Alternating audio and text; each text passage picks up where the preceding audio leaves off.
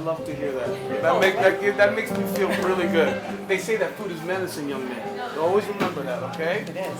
With all the fame Chef Aaron Sanchez, everybody. and recognition that's come with being a rock star chef, Aaron Sanchez has always managed to stay humble. I really appreciate you. Thank you so much. Hello. When I met Aaron in person for the very first time, it's easy to see why he's been such a success. He connects with people the same way he does with cooking. Passion. It's still the cooking is the most important part, family Yeah, and foundation. and that comes across. Yes.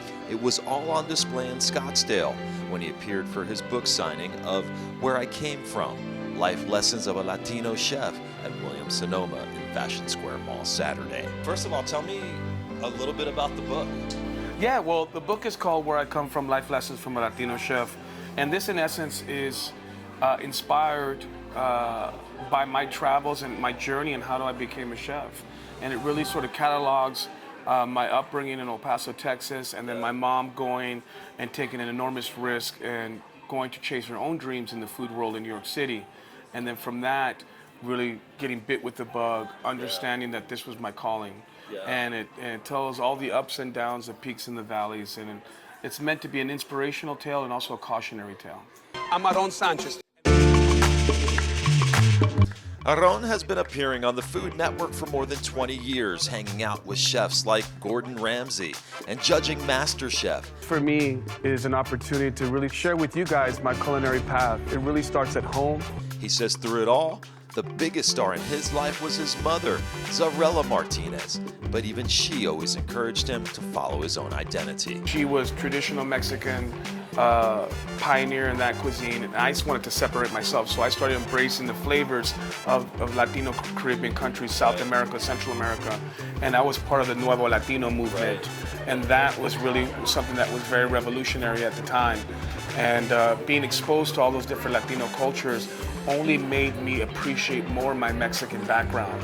And at that time, there was very few Mexicans in New York City. Now, 25 years later, New York is very Mexican.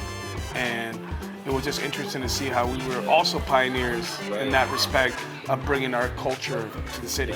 But Aaron says he never wanted to separate his mother's courage and willingness to chase her dreams. My mom was always very adamant about me discovering and forming my own style. So I wouldn't be a clone of my mentor's teachings. And that was something that she really impressed upon me very early on. And then through the process, you know, I was inspired by the fact that she was fearless and had tremendous courage about following her own path. Imagine this, a single mom, twin boys with very little money, going to the biggest food world city in the United States and chasing your dreams. That says everything you need to know. In 2019, Aaron continues to have success. He's working on new projects in addition to his network appearances on Fox and several other outlets. You know, in my office, we have a big board and we set a bunch of different goals every year. And this year, I'm really excited. I'm part of a digital platform called Cocina, which we go out there and we create recipes and we celebrate Latino culture and life. I'm really excited to do a podcast with my mom that we're going to start to do next year, which is going to be fun. It's going to be called Mexican A to Z, my name and her name. So we're going to be talking about different topics. Aaron is also determined to develop the next generation of Latino and Latina chefs. I founded the Aaron Sanchez Scholarship Fund 2.5 years ago, and the mission was simple, was to try to create opportunities for the next generation of Latino, Latina chefs. And I didn't want the fact that there was a culinary education missing to be an obstacle for them.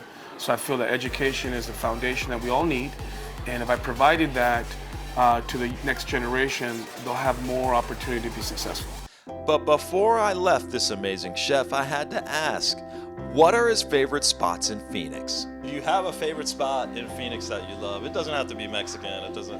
What's your favorite restaurant here, man? Well, I have a lot. I mean, the ones that I gravitate towards, I love Mora from Scott Conant, my dear friend and colleague.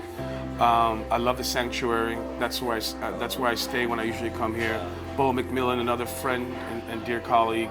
I love Pizza Bianco, Chris Bianco, another dear friend. I love all his restaurants. So those would be the ones right off the top of my head that I just enjoy.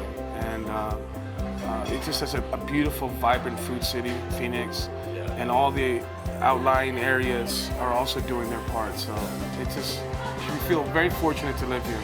All right. It's a beautiful place. Chef, I appreciate you giving all your time, man. You're a warm soul, and Thank the you. way you treated people. I mean, it just shows what a good dude you are, man. Thank you, Thanks, Mike. man. I appreciate Yeah, it. my pleasure. Muchísimas gracias, Phoenix. Te quiero mucho. Abrazos. Hasta la próxima.